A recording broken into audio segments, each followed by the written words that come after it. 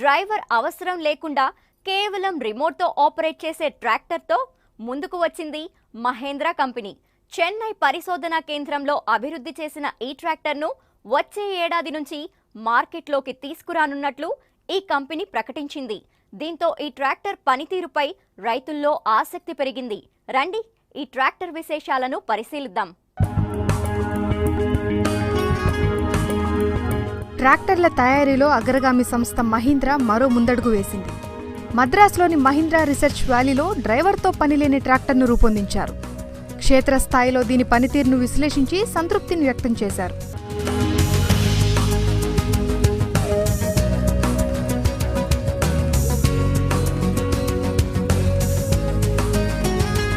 వచ్చే ఏడాది నుంచి వాణిజ్యపరంగా ఉత్పత్తి చేసి రైతులకు అందుబాటులోకి తేవడానికి కంపెనీ సిద్ధమవుతోంది.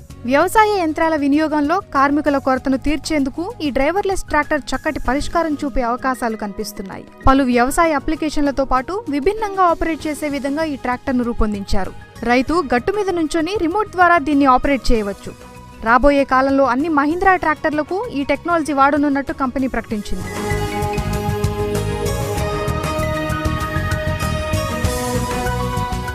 20 నుంచి 100 HP సామర్థ్యంతో రూపొందించిన అన్ని ట్రాక్టర్లకు ఈ టెక్నాలజీని ఉపయోగిస్తున్నారు.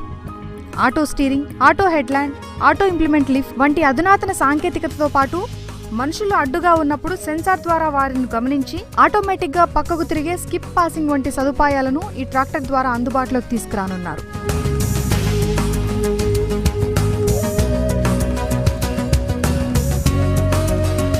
ఆటో స్టీరింగ్ GPS ఆధారంగా పనిచేస్తుంది. ఒకే వరుసలో పనిచేసేలా ఇది నియంత్రిస్తుంది.